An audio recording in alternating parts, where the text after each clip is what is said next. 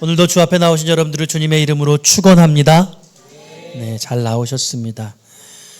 오늘은 특별히 온라인으로 예배하시는 분들의 이름을 좀 불러드리고 싶습니다. 우리 벌써 여러 달째 우리 병상에서 아버지를 돌보며 같이 예배하고 계시는 우리 임혜자 집사님, 또 우리 병상에서 우리 이명태 성도님 누워서 예배 드리고 계시리라 생각합니다. 그리고 우리 또 시험 친다고 학교에서 못 올라온 우리 김도현 군, 그리고 오늘 예배 준비 다 하고 오다가 우리 아이가 제인이가 또 몸이 안 좋아서 돌아간 우리 이혜민 자매님, 최근에 가게 오픈해서 열심히 일하시는 중에 몸이 계속 안 좋으셔서 주일날 온라인으로만 예배드리고 계신 우리 손현주 자매님, 우리 하나님의 큰 은혜와 충만한 역사가 현장 우리 예배 가운데 또 온라인으로 예배 드리는 가운데 넘치기를 축복합니다. 우리 오성열 장로님 예배당 오셨다가 오늘 형님이 돌아가셨다고 하셔서 눈시울이 붉어지셔가지고 먼저 가셨습니다. 우리 오장로님과 장례의 모든 일정 가운데도 하나님의 위로가 함께 하시기를 소원합니다. 오늘 함께 나눌 말씀의 제목은 따라해 볼까요? 다가가는 삶, 살아보기. 오늘 말씀 제목은 다가가는 삶, 살아보기입니다. 나라가 극도로 불안합니다. 제 마음 속에 계엄은 두렵고 무섭고 또 분노를 자아내게 만드는 것이었습니다. 그런데 요즘 청소년 청년들은 계엄을 개그나 유머 같은 해프닝으로 기억하지 않을까 생각합니다. 화가 치밀어 오르고 또 다른 한편으로 참 답답합니다. 할 수 있는 게 없으니 그저 마음으로 기도하며 주님께서 주시는 말씀과 내적 평강을 다스리는 중입니다. 여러분들도 여러분 비슷한 마음이시리라 생각합니다. 지금 우리는 이 나라는 현재 진행형 국가 사태를 지나고 있는 중입니다. 집에 아버지가 없으면 누군가는 가장이 되어야 합니다. 첫 번째 대타는 당연히 엄마입니다. 남편 없는 여인이 가장이 되는 것을 여러분 생각해 보십시오. 무엇을 상상하든 그 이상입니다. 이 기회를 빌어 홀로 자녀를 양육하며 가정을 책임지는 외벌이 가장들에게 박수와 응원과 위로를 뜨겁고 열렬하게 보냅니다. 그러나 여러분, 엄마만 가장이 되라는 법은 없습니다. 때때로 성인이 된 아들이나 딸이 가장의 역할을 하기도 합니다. 며칠 전 가까운 목사님이 안타까운 사연을 제게 들려주셨어요. 교우 중에 한 가정의 둘째 딸만 셋이었는데 둘째 딸이 무능한 부모님 대신 애써 가장 노릇을 해왔다는 것입니다. 유일하게 직장 생활을 하고 있고 집도 본인 명의로 대출을 받아 마련했고 월세도 본인이 낸다고 합니다. 그런데 그런 중에 악착같이 모은 2천만 원을 언니의 양악 수술비로 내놓으며 눈물을 왈칵 쏟아내더라는 겁니다. 저에게 목사님이 뭐라고 말씀하셨냐면 수술 다 끝나고 남은 큰딸을 불러서 너 이건 꼭 동생한테 갚아. 꼭 갚아야 돼. 이렇게 조언하려고 생각하고 있다는 말도 전했습니다. 여러분, 가족이란 무엇일까요? 가장 노릇이 이처럼 어렵습니다. 먼저는 매달 어김없이 생활비를 벌어와야 합니다. 우리 생활비를 벌어오시는 모든 남편들 축복합니다. 때때로 아내에게 바가지도 긁혀야 하고 아들, 딸의 소원도 들어줘야 합니다. 따가운 눈총과 원망은 덤입니다. 게다가 요즘 젊은 세대는 집안일까지 도와야 합니다. 50대인 게 왜 이렇게 감사한지 모르겠습니다. 좋은 가장이 되려면 바깥에서 어마무시한 일들을 겪어내야 합니다. 육체적 피로감 플러스 마음의 괴로움이 필요 충분 조건입니다. 요즘은 여러분 옛날에는 공황장애, 불면증 이런 것들 없었거든요. 몰랐어요, 그게 뭔지. 육체노동의 시대였기 때문이죠. 지금은 육체 플러스 정신노동의 시대여서 우리가 정신적으로 더 큰 고통을 겪고 있습니다. 가장은 끝까지 견뎌야 합니다. 그게 가장의 무게입니다. 그래서 결혼도 출산도 금기시하는 시대가 되어버렸죠. 책임지기 싫어하는 세태가 참 가슴 아픕니다. 남자는 가장으로 지음받은 존재예요.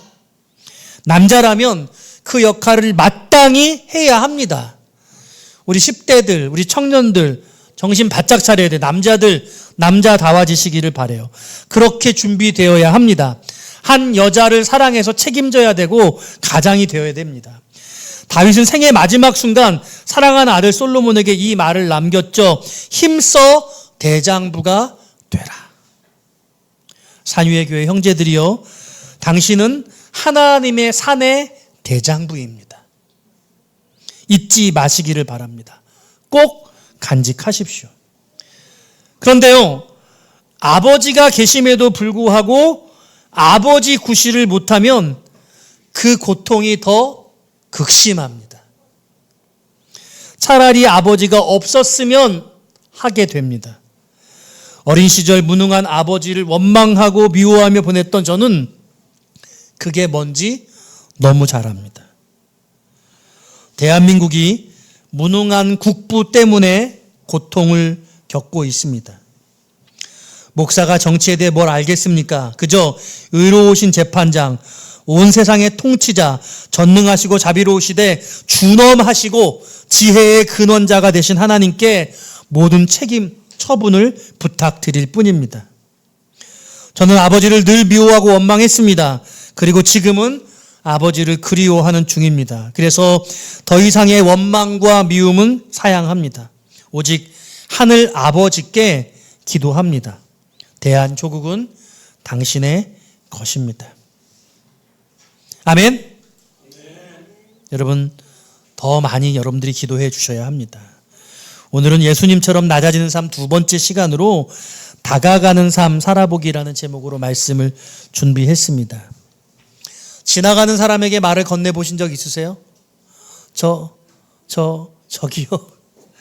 여러분, 누군가 버스 정류장에서 말을 걸으면 용건이 있죠. 도를 아십니까? 제가 엊그저께 대중교통을 타다가 물어봤어요. 어디를 가려고 하는데 지하철 어디서 갈아타야 되냐고.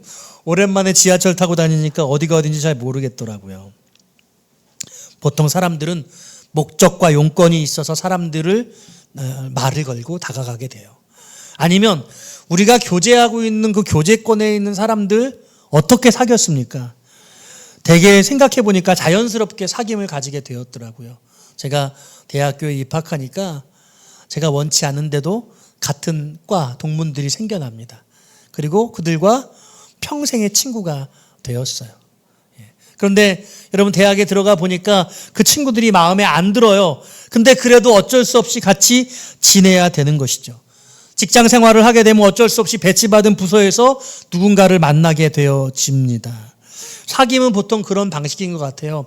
원치 않은데 자연스럽게 환경을 같이 함께 만나게 되므로 같은 공간 안에서 사귐이 일어납니다. 신서가 태어날 때 신서 엄마는 비슷한 상황의 임산부들과 관계를 맺었습니다. 그래서 자연스럽게 친구들이 되었죠. 지금도 신서 친구와 같이 함께 지내기도 합니다. 여러분, 제가 물어볼게요. 나는 저 사람과 좀 사귀어보고 싶어. 저 사람 참 매력 있는데 저 사람 어떻게 하면 사귈 수 있을까? 그러면서 친구 되신 분 있으세요? 학교에서 누군가 만났는데 쟤 참 멋져 보인다는데 쟤랑 친구 돼야 되겠다. 보통 그런 마음을 가져도 마음으로만 느끼지 자연스러운 어떤 계기가 생기지 않으면 친구 되기가 어렵습니다. 지나가다가 너무 아름다운 여인을 만났어요. 물론 청년 얘기입니다. 너무 마음에 들어요. 근데 쫓아가서 너무 아름다우신데 번호 좀 주실 수 있으세요? 이렇게 말하면 거의 정신병자 취급당하죠. 대부분은 너무 예쁘다고 그러고 그냥 지나가요. 대개 그게 일반적인 모습인 것 같습니다. 저는 오늘 여러분들께 누군가에게 다가가는 것이 어떤 것인가 그 말씀을 함께 살펴보고 싶습니다.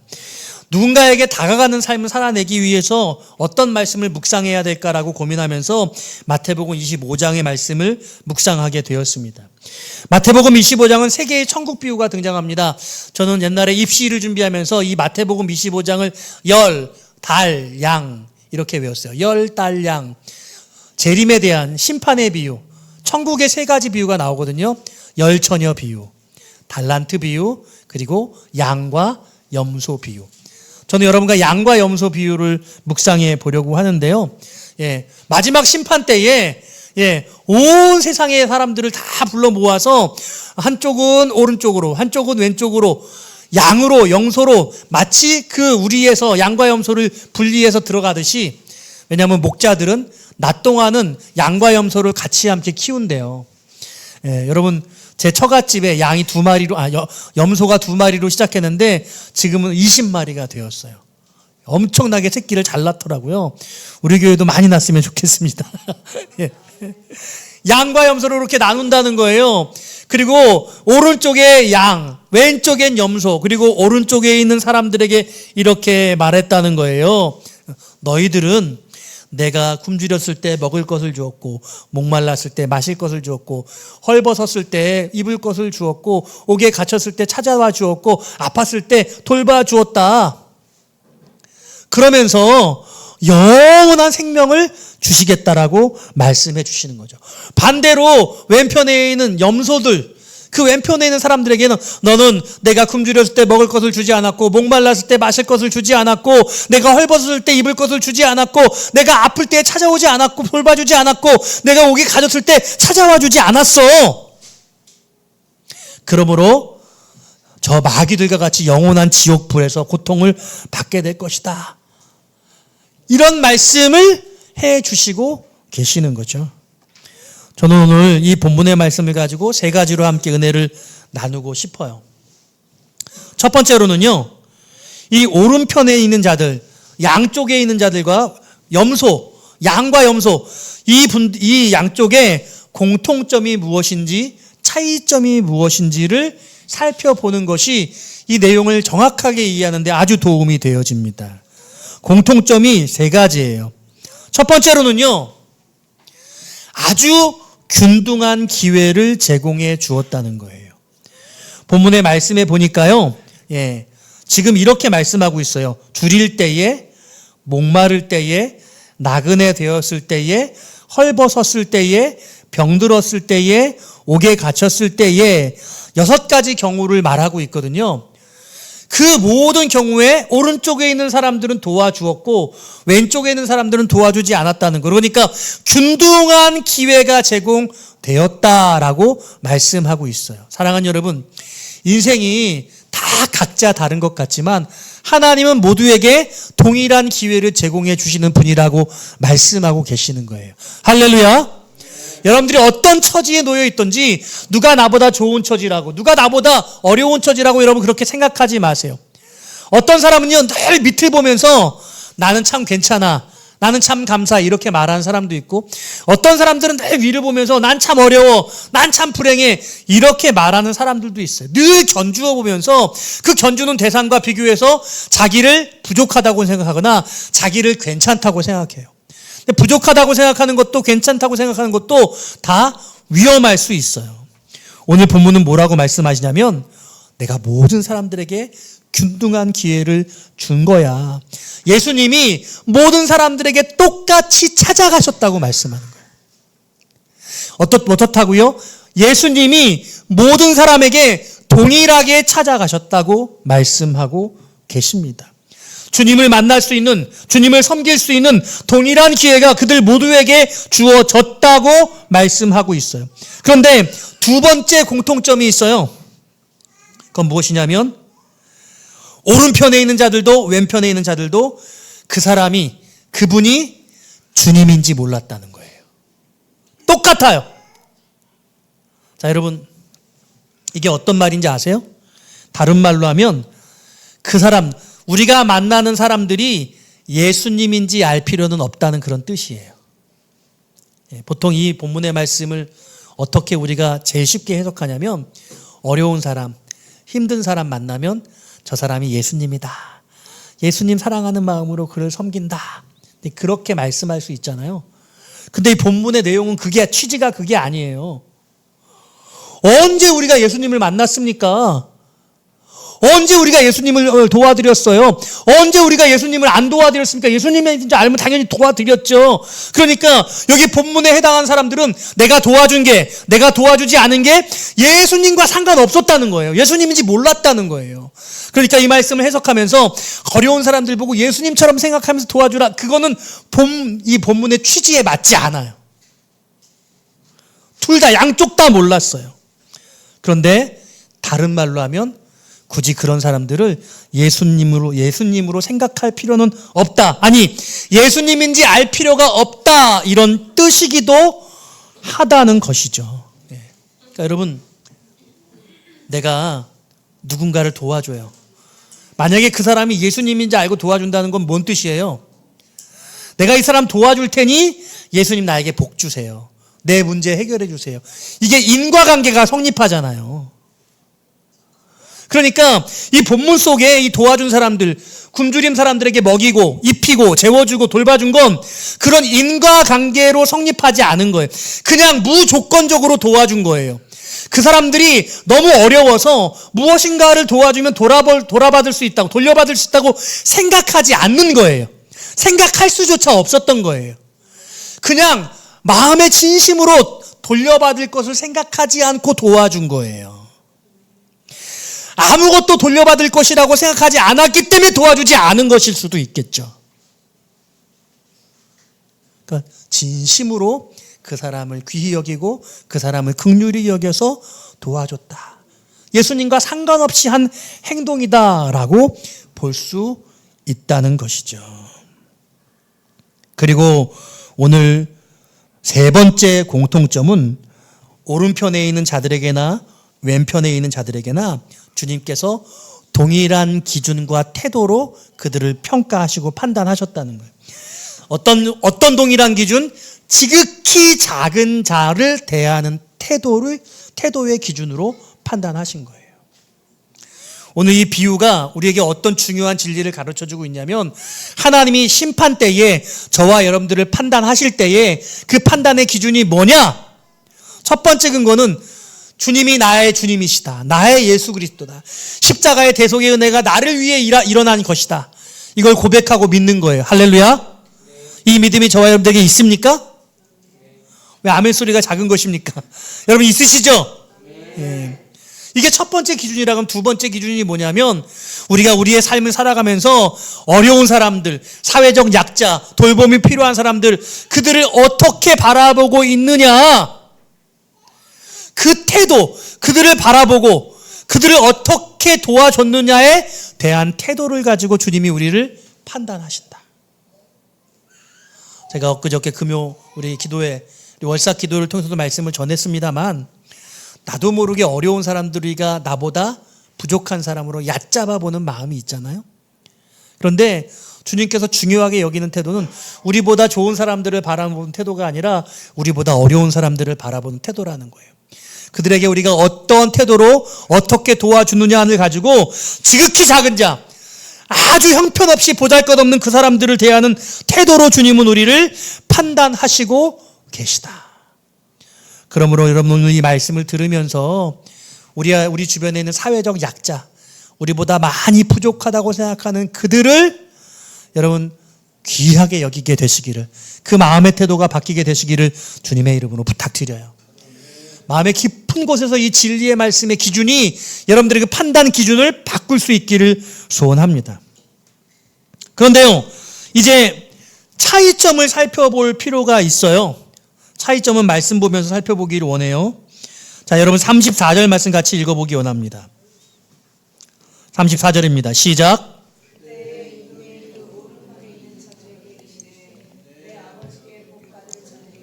나와 창세로부터 너희를 위하여 예비된 나라를 상속받으라.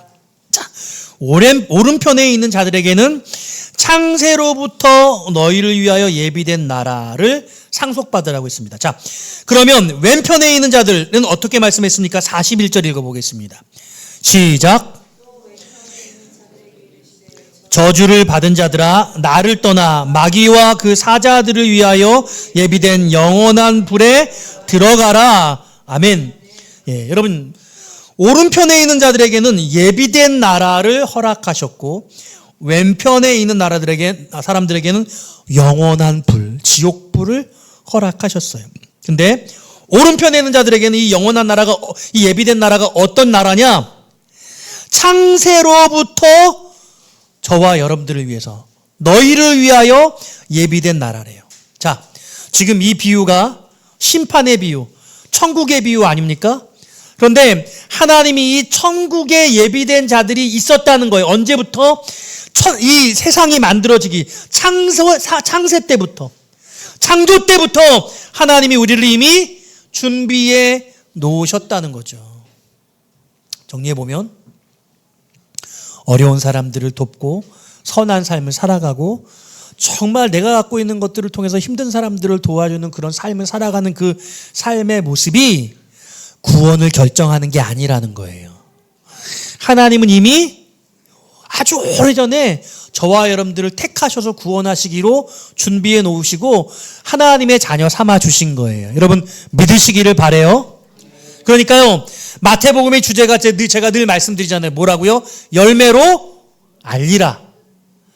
열매를 보면 그 나무를 알아요. 열매를 보면 이게 사과나무구나. 열매를 보니까 이게 바나나 나무구나. 이게 귤나무구나. 열매를 보면 알 수 있어요. 근데 열매가 아주 잘 열렸기 때문에 귤나무에 사과나무 열매가 열려가지고 이게 사과나무가 되는 게 아니라 귤나무는 귤나무였기 때문에 귤이 열리는 거죠. 사과가 열린 건 이 나무가 사과나무였기 때문에 사과가 열린 거예요.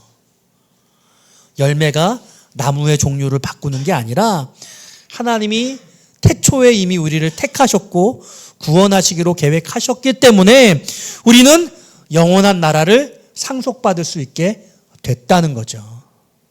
다시 말하면 믿음으로 구원받은 믿음의 백성들은 마땅한 삶의 행실과 열매를 거두어야만 한다고 말씀하고 계시는 거예요.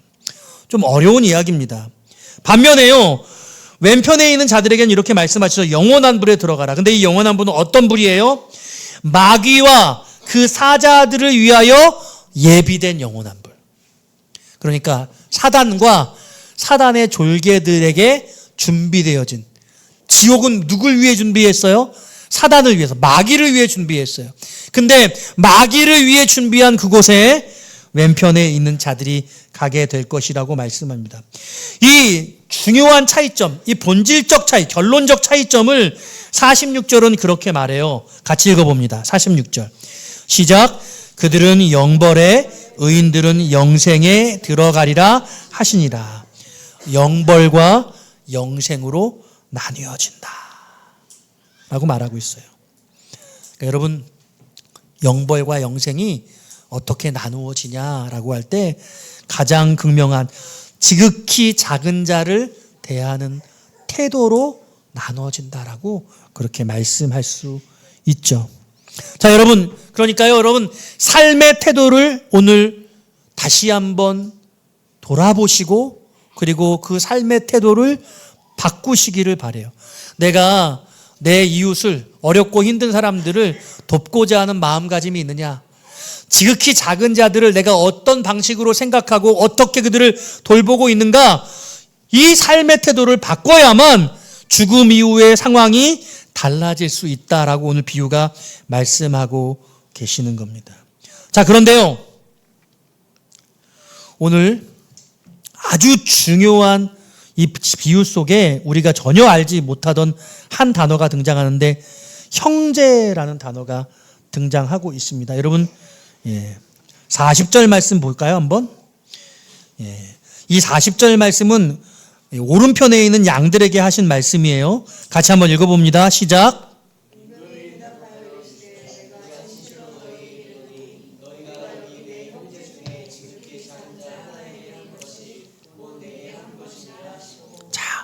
그럼 왼편에 있는 염소들에게 하신 말씀도 보겠습니다. 45절이에요. 시작. 이에 임금이 대답하여 이르시되 내가 진실로 너희에게 이르노니 이 지극히 작은 자 하나에게 하지 아니한 것이 곧 내게 하지 아니한 것이니라 하시리니. 자 보세요. 내용이 동일해요.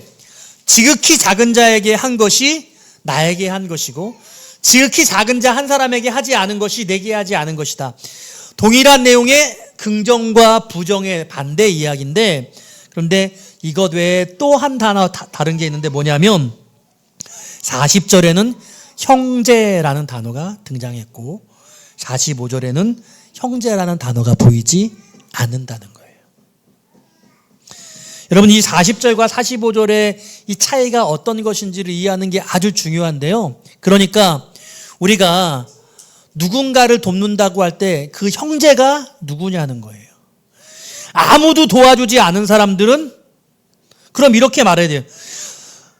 너희가 여기 내 형제 중에 지극히 작은 자 하나에게 하지 아니한 것이 곧 내게 하지 아니한 것이라, 이렇게 써야 되잖아요. 똑같이 쓰려면. 근데 왜 45절에는 형제가 없냐는 거예요. 이 형제가 무엇을 의미하냐면 믿음의 공동체를 의미하는 것이기 때문에 그래요. 다시 말하면 40절의 오른편에 있는 사람들은 믿음의 공동체 안에 있는 자들이고 왼편에 있는 자들은 믿음의 공동체 안에 있지 않은 자들인 거예요. 믿음의 공동체 안에 있는 자들은 그 믿음의 공동체 안에서 어렵고 힘든 자들, 지극히 작은 자들을 돌보는 삶을 살았고, 믿음의 공동체와 상관없는 사람들은 믿음의 공동체 밖에서 그 누구도 도와주지 않는 삶을 살았고, 오늘 본문의 비유에서 가장 중요한 돌봄의 대상이 누구냐라고 할 때 믿음의 공동체 안으로 들어오는 지극히 작은 자들을 의미하는 것이죠. 이해되세요? 오늘 이후의 비유의 말씀을 정확하게 이해하는 것이 여러분 중요합니다. 그러므로 사실 오늘 본문에 6가지 제가 비유의 말씀을 6가지 이 지극히 작은 자들의 부류를 설명했는데 6가지였죠. 줄일 때, 목마를 때, 나그네 되었을 때, 헐벗었을 때, 병들었을 때, 옥에 갇혔을 때. 초대 교회 공동체 안에 여러분 교회에 들어오는 사람들은요, 아주 어렵고 가난한 자들이 많이 있었다는 거예요. 근데 사회적으로 어려운 자들이 교회 공동체 안으로 들어오면 그 어려운 자들을 교회 공동체가 책임지고 돌보고 세우는 것이었어요. 실제로 한국 교회 초기에 선교사님들이 한국 교회에 오셔서 제일 많이 하신 것이 무엇이냐면, 여러분 교인들이 헌금을 했겠어요? 그러지 않죠. 외국의 선교부로 연락을 해가지고 그 지원을 받아서 겨울이 되면 추워서 얼어 죽는 사람 없도록, 못 먹어서 굶어 죽는 사람 없도록 그 하늘은 돌보는, 무사히 그 겨울을 나게 하는 것이 선교사님들의 가장 주된 사역이었다는 거예요. 그러므로 교회 공동체 안에 있는 여러 어려운 사람, 그 지체들을 굶주리면 먹이고 필요하면 마시게 하고 갈 곳이 없는 사람들을 재워주고 옷을 챙겨서 주고 병들었을 때 찾아가서 돌봐주고 옥에 갇힌 자들을 찾아가서 위로해 주는 것이죠. 실제로 이 본문의 말씀을 조금 더 살펴보면 이 6가지의 모두에 해당하는 한 특별한 대상자가 있는데, 이게 누구냐면 복음을 증거하는 선교적 삶을 사는 사람들이었어요. 예수를 믿고 구원받은 은혜로 말미암아 복음 증거의 삶을 살다가 자기의 공동체를 떠나서 다른 타 지역에 가서 그곳에서 복음을 전하면서 온갖 고통과 어려움을 겪고 또 복음을 전하다가 옥에 갇히기도 하고, 그 당시에는 예수를 믿는 것이 불법적인 것이었기 때문에 복음을 전하는 게 어려운 일이었고 불법적인 것이었기 때문에 옥에 갇히는 일도 생기게 된 것이죠. 그러므로 이 모든 경우에 해당하는 첫 번째 대상자들은 주의 복음을 위해 사용되어지는 그런 사람들을 돌봐 주었느냐라는 것으로 초점이 맞춰지고 있다 볼 수 있는 것입니다. 말씀 정리해 볼게요. 제가 지난 월요일, 화요일 1박 2일 동안에 우리 노회에 있는 미자리 교회 목사님들을 초대해서 프로그램을 가졌어요. 미자리 교회 목사님들이 무능해서 실력이 없어서 목회를 잘 못하는 게 아니죠. 그냥 그 사명을 감당하고 있는 거예요. 그런데요, 이상하게 큰 교회 다니는 성도들은 작은 교회 다니는 성도들을 이상한 눈으로, 시선으로 바라보는 그런 어색함이 있습니다. 이상하게 교회가 작다 그러면 그런 목사님들을 불편하게 생각한, 부족하다고 생각하는 그런 모습들이 있는 거죠. 여러분, 그런 마음을 이 시간 우리가 내려놓아야 됩니다. 저녁에요, 오케스트라 20분이 오셔가지고 자비량으로 오셔서 연주회를 하는데요, 그 공간에 하나님의 위로가 어마어마하게 가득 풍성하게 채워지더라고요. 제가 참 많이 울었어요. 얼마나 그게 위로가 되는지, 그분들이 연주하고 찬송하는데 정말로 사역의 현장에서 말할 수 없는 그런 어려움과 고통들이 참된 힐링이 되는 그런 순간들을 경험하게 된 거죠. 그러면서 목사님들 가시면서 너무 감사하다 인사를 참 많이 하시고 가셨거든요. 제가 무슨 말씀을 드리냐면요, 우리 교회 공동체 안에서 어려움을 겪는 분들이 많이 있어요. 그분들을 내일처럼 돌봐주고 복음을 전하는 사람들을 섬기고 우리 교회 안에 공동체 안에 예수를 믿으면 내 삶이 좀 달라질 수 있을까? 나의 어려움을 좀 극복할 수 있을까? 혼신의 힘을 다해서 그들을 돌보고 섬기는 일이 주의 일이 되어야 될 줄로 믿습니다. 오늘 본문의 말씀의 진리는 바로 그것입니다. 그러므로 줄일 때, 목마를 때, 나그네 되었을 때, 헐벗었을 때, 물론 복음과 상관없이 어려움을 겪는 자들을 돕는 것도 필요하지만 오늘 이 본문에서 바라보는 가장 중심적인 것은 주님의 몸된 교회를 세우고 복음을 위해 수고하고 교회 공동체에 들어온 어렵고 힘든 가정들을 잘 돌봐주고 세우는 그와 같은 일들이 하나님 보시기 가장 기뻐하실 만한 일들이라고 말씀하시고 계시는 거예요.